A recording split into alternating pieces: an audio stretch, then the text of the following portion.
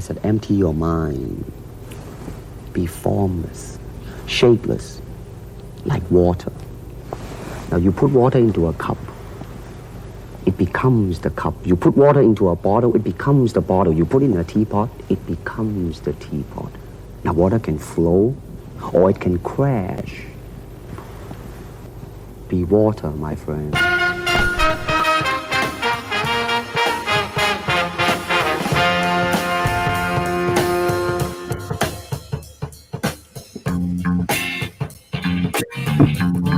What is up, everybody? Welcome into the DNBA Live Show, presented by Illegal Pete's. I have a confession to make. I've stopped making the air horn sound. I just mouth it and I let you guys go with it. That's awesome. You suck, man. You suck. You don't even know. That's load management. Is what that is. It is load management. You guys will learn. Attention, Illegal Pete's. No free burritos for Eric. None whatsoever. No free queso. In fact, extra free queso. Double attention to Illegal Pete's. Maybe open back up. Flex on our sponsors here. Get back to work, America. Also flex on the coronavirus, I suppose. I'm your host, Adam Matas. I'm joined, as always, by a feisty version of Eric. You know him as D-Line Co. Sorry, Illegal Pete's. Is that a Denver Bears shirt? That's a pretty... Yeah, it is. It is. I'm feeling oddly nostalgic. Oddly. All right. Well, that's good for today, since it is Star Wars Day and also Jordan Day. So a lot of things to be nostalgic about. Seated to the top right, the man whose hair cannot be contained by a single hat. Nor should it. Nor should it. Harrison Wynn. All right, let's get this thing going here. I got a tea time in like a couple hours. So let's get this going. Look at that thing. My God. I know. You know what? You're like 4 inches taller right now with the hair. I'm like Ben Wallace back in the day. Totally Ben Wallace. Look at that. It's unbelievable. Going away. Gary Going away Krause. now. Harrison Wynn is not that tall. Nobody's gonna be able to concentrate if I have the hair out all I certainly couldn't. It's getting hot in here. Down to the bottom right, it's Brendan Vogt. I can't follow Wynn's bit there. That tea time was really good. I got nothing. Hey, guys. That was really tough. Another guy's got nothing. Patrick Baby Boy. Yeah, same. Honestly, you nailed it. That opening too, man. That opening was sick. Where did the baby boy come from? Have we talked about this? So actually, don't tell him, Patrick, because it's actually a great subtle movie reference. And it's probably a movie you guys have all seen. So we'll see in the comments if anybody, people can probably. You guys ever see a flick called Rocky? It's got a lot. Yeah. Patrick Baby Boy. That's how it's. I know what it's from. I put that in my 5 perfect movies. Oh, you did. Look at that. You Ooh. actually did, because I happen to remember your 5 perfect movies. Was that like for 5 T-Mobile or perfect something? movies? Yes. I put Eternal Sunshine of the Spotless Mind in. Good pick. Well, My I guess 5. our trivia is now over, so we have concluded the trivia part. There it is. Oh, that I was just it. want to Got it. talk. Okay. I just want to talk favorite 5 movies here. Perfect I love movies. Charlie Kaufman. What a great script. Okay, that's fair. That's fair. I had queued up a few. Crap, I can't find them anymore. I had queued up a few vocal stretches. Since it's Monday, we're always a little musty. We're a little musty on Monday. Speak for yourself. I am. Yes, I am. Harrison's hair is definitely musty. Yeah. No, actually, my hair has not been washed for I think 2 days. Is that due to quarantine or is that just a life choice? No. No, I definitely could have washed it. I know. We've reached the point of quarantine where you can brag about how little you've showered, and people are like, "Oh wow, 2 days. That's pretty awesome." Yeah, but nobody judges you now, right? That's like, what it's I like, mean. Hey, man, That's I what I mean. understand. Yeah. Totally. I judge everybody that hasn't showered, like, still on a schedule. That's the one thing you got to keep doing that, and brushing your teeth. Don't get too gross. Here, I have one for you, Vote. I have one. Oh man, I just lost it again. Oh, the foreign authorities put Dorothy in an orange forest. The foreign authorities put Dorothy in an orange forest. How great is that? You already feel like you're loosened up. I feel, yeah. Let's do 20 minutes on LeBron versus MJ right now. Now I'm ready. Yep. Last one, Harrison. This one's for you to get a little loose. A skunk sat on a stump. The skunk thought the stump stunk. Damn it. A skunk sat on a stump. The skunk thought the stump skunk. Almost so close. So close. Stunk. There you go. Or Perfect. sunk, if you want to do it. Perfect. That was a long one. Today's show, we've welcomed in Patrick, as we always do, for two reasons, actually, this week. One is just coincidental, but Patrick is a very big MJ aficionado and historian. I'll go ahead and give you that label. So MJ Mondays here as we talk about the Last Dance. Patrick, also an enormous Star Wars fan, as big as Star Wars I fan. am everything wrong with America. I bet he likes. Do you like Coca-Cola and McDonald's as well? You know what? I was born in the Carolinas. I was raised a Pepsi guy. Did you guys know this is a thing? That Carolina is a Pepsi state? What does that Well, mean? they invented Pepsi. So that would Atlanta be- invented Coca-Cola. To be honest with you, most people still drink Coke. It's kind of funny. I mean, Coke is just categorically better. It's not. Well, Yeah, so yeah. my dad's law firm represented the Pepsi plant in town where I grew up, and all of their secretaries drank Naturally. Cokes. And one day their big client came in and threw a fit, like was throwing like things, like was furious, right? So they That's got awesome. all of the secretaries these big Coke holders or these big Pepsi, holder like Huggies, and then they all just put their Cokes in there. And every time he would come in, they'd be like, and he was like, "That's what I'm talking about." So it's like, you drink what you got to, you do what you got to do. Yeah, like we at DNVR would never eat illegal or never eat Chipotle. Never. We Never. always Is it look for illegal to eat Pete's. Chipotle? It is illegal. Good God. So this was a really I can't even I'm reading the comments as they come in. South Carolina had a Pepsi cannery. Oh, okay, where they canned them. Gotcha. Right Hey, on. good little detail. We're learning a Wow, lot about rich Pepsi. history, really Wow. rich culture in Learn North something new every day, baby. Carolinas. Moving quickly off of Pepsi and back to Michael Jordan. There was more there than I thought, though. There was 6 more there. minutes, yeah. Pepsi and Michael Jordan both came from the Carolinas. So dumb. This is clearly a Monday show. I thought this last episode was the most content-rich episode of The Last Dance, in that I just have a lot of takes, or a lot of it's not even takes. I just have a lot of things that I feel really, really interested about. First, I guess the first question, Harrison, what did you think of this episode? Or these two episodes? Were they enjoyable? Were they new stuff? What's your broad strokes opinion of them? I thought the gambling stuff was fascinating.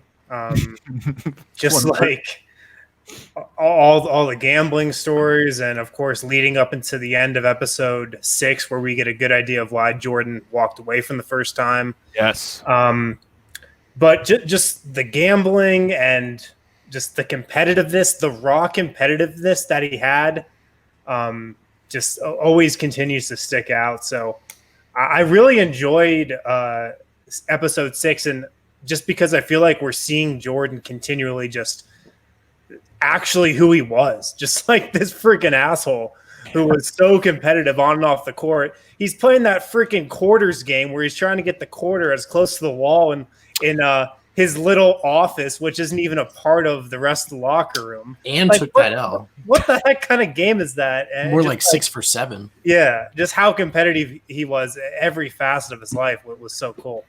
So they talk about, he has the famous line of about I don't have a gambling problem, and part of me thinks if you're gambling on quarters that you're tossing in the middle of a hallway, you have a gambling problem.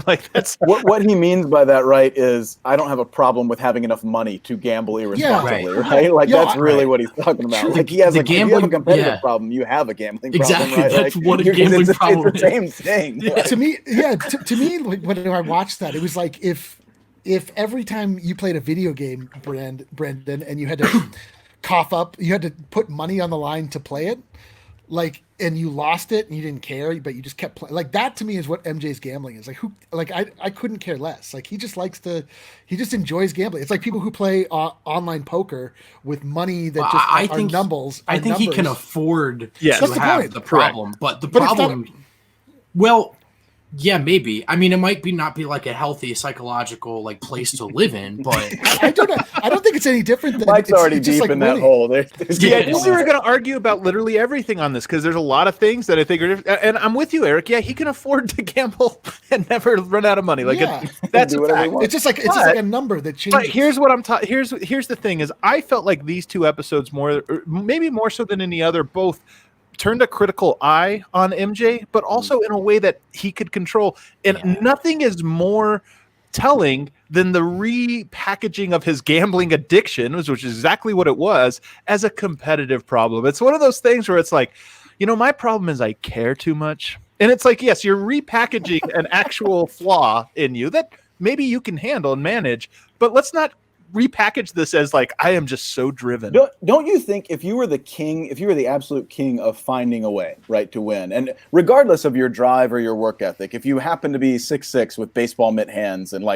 throughout your life, mostly when you've wanted to do something, you've been able to do it. Yeah. Don't you feel like at that point, you probably do think, I just need one more hand? Like, don't you think that feeds into even worse? Like, I can definitely win. What are the odds that I won't win? If I play it, I'm Michael Jordan. If I keep playing, I win. Yeah. To me, it's like when you bring money into it, what it does is it gets other people up to the level of your competitor. Sure. Because if they lose, it hurts them. Yeah. But if you win, it doesn't do anything for you. It's like he just needs other people to, you know what I mean? Like he's not winning or losing money in a way that affects his life in any way, shape, or form. But you could argue other people. It gets the other side to rise up to the level of competitiveness. Sure, yeah. You could also argue that if they lose, he's hurt worse than they are financially, psychologically when he loses. When he lost to that dude in quarters, and he was like, "I give you 4 tries," and he got it on the first one. He's like, "Y'all get the hell out of here!" Like, he rolled. He wasn't stoked for him. Yeah, did not want to hang out with his friends anymore. Like those are his friends. And he's like, "Get the hell out!" But I think that you just looking at MJ now, and part of it is like both fun, but also I'm telling you, there's a weird feeling watching MJ with these eyes and like just looking unhealthy and all this stuff and thinking like he's chasing the dragon still, and it really is, and that's why I call it an addiction, because it really does feel like he's chasing the dragon. It's just like I have to get another hit of this, and all I have is my security guard, but I'm gonna throw quarters against the wall to get a little hit of it. And was it episode 6 where he like said that explicitly, where he's like, or someone else said it about him, he just wanted to have your dollar in his pocket. Exactly. And look, on the court, that translates to probably the coolest career maybe in athletic history, right? But in life, isn't that a little like not cool? I don't know. Why, man? Why are you like that? Because look at his where he's being interviewed. His life is incredible. He has everything he wants and more. And like, I don't know if that's true. I don't know if that's true. He has everything we want. But I don't know that he has everything he wants. I'm telling you, I have a lingering feeling watching MJ, and I love MJ. And this is not a critique of him, the basketball player, in any way, but I do have this look of him of like, what is he doing right now? He looks like he doesn't even have a grasp on it. Like he wants to get back to what he was, but there's no second act for him. That's and just he wants your dollar more than the ones he already has. Yeah, and because it's yours. And like, how do you satisfy it? And you're right, Eric, that he can afford it. This isn't a problem. I'm just talking about what part of the point of this documentary is for us all to sort of like recontextualize and analyze Jordan. And to me, this is part of it, is I'm looking at him and I'm going, yes, he does have this addiction. And sure, we can call it a competitive addiction or whatever, but it is the same thing. It's like he doesn't know where to put this energy. And so he puts it into throwing quarters against the wall. And I really do think this is what made him the best during the course. And this is the price from that, right? Because I agree with Adam. I always thought this was going to be the case with Kobe.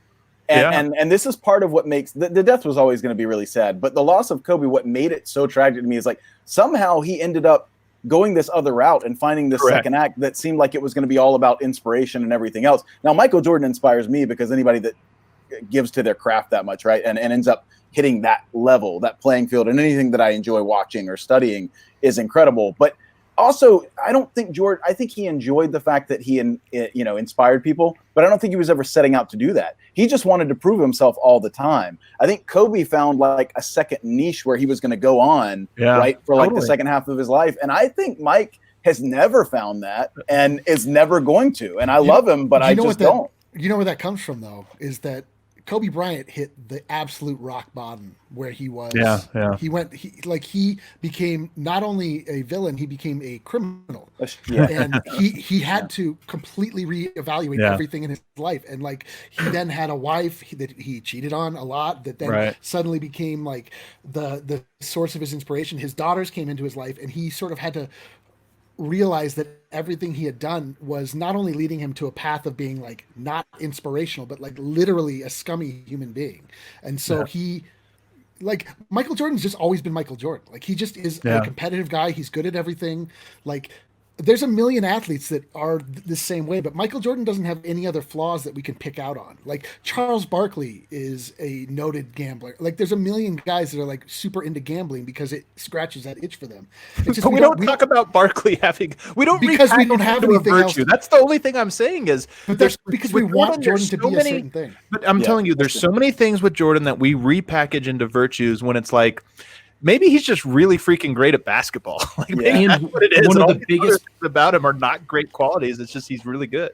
And one of the biggest keys to Kobe turning his image around was rebuilding those other parts of him, right? Like moving closer to a holistic human being. He had to. No, I understand what you're saying, but then also like, isn't that what we loved about him towards the end? Whereas like with MJ, we all love MJ, but there's not stuff about MJ today we love. We love the icon and the figure, right? Yeah. But MJ has never crashed. That's the thing. He's just always been the same. I don't think Kobe turned that full leaf until even later in his career. Yeah, I don't think until the last 2 or 3 years. I don't think it was. I agree that impacted him and the criminal stuff and everything else. But he stayed the asshole that was going to kill everybody to win all the way up until he wasn't going to win anymore.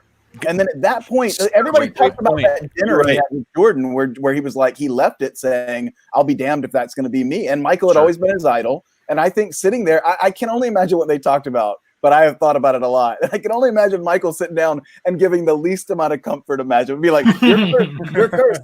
You're just like me, man. We're cursed now. Like, it'll itch till you die. And instead of changing, Jordan just walked away. It was like, I'm not going to change for you. I'm not going to change for the league. I'm not going to change for David Stern. And I'm just trying to say there's a real like sort of Wild Strawberries feel to this whole like documentary. This is a reference only Patrick's going to catch, but the movie Wild Strawberry, a very famous Ingmar Bergman movie where a guy, great, very well respected, everything else is sort of going to receive an honor, and he's reliving his life, and he just feels very, very hollow and empty. And while everybody else is assigning these like great things to him, almost a Citizen Kane feeling. I was going to say you should have said Citizen Kane. Citizen Kane sure could be. But it feels that's all I'm saying is that with MJ, it just.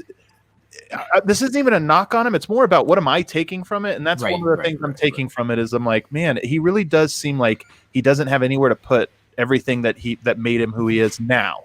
Dude, don't you think him being so great, like I'm going to say the greatest, and him being the coolest is probably why he didn't self-analyze. 100%. If everything's going great, you do rarely sit back and go, I think I should maybe reevaluate all of this. Like Kobe's chasing this legend. And of course he's going to be thinking about it. Jordan's just going out and he's like, well, tonight I'm going to kick this guy's ass. Tomorrow night I'm going to kick. And he was able to do it. Like, I don't think he ever self-evaluated anything. Like, I just think he went out and kicked everybody's ass. Like that, he was great, but that's what comes with it. So. And it's not all to dunk on him either, right? I mean, I don't know. There's something very poignant. I don't remember, it was the end of episode 6 or 7 where he speaks about why he's thinking about hanging it up and essentially saying like, if not explicitly, I don't want to be anything for you people, you know, like, and if you're not buying it, maybe buy something, what someone else is selling. Like maybe I'm not the guy you should be following. Yeah. And you know, we don't have to revere him, but man, is he also entitled to that as an individual.